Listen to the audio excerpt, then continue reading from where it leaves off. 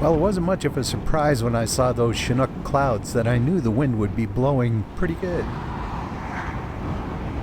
And up in the mountains, yes it was. The gusts here along Barrier Lake were hitting, 80 kilometers an hour. They were sure bending the trees and sending the clouds flying along.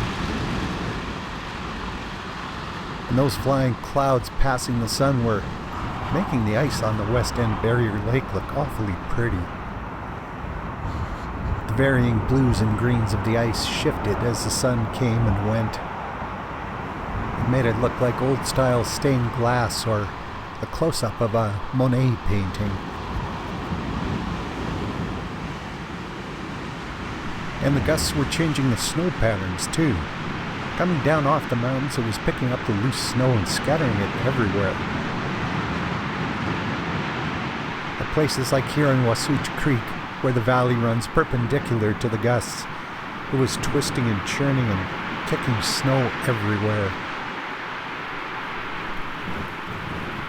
But down in the more sheltered places along the Kananaskis River, well, it was really quite pleasant.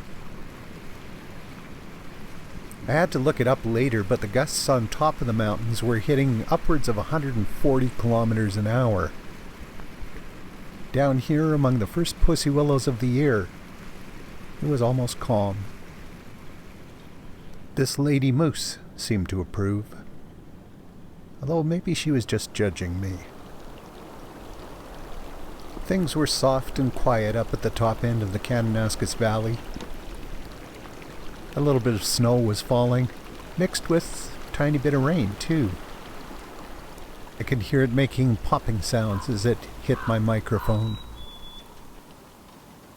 I turned around up there and headed back down the valley, out of the shelter of the lee of the mountains, and back into the windy part. The sun was getting low now, and as it dropped behind the ridges, it was lighting up the clouds that were blowing by from underneath. Tiny rainbows shimmered across the cloud bottoms. Yeah, there had been mighty high winds up in the high country. But that, ultimately, is a good thing. Because it was a Chinook wind, and a Chinook wind means warm. And I'll take warm days in the winter anytime.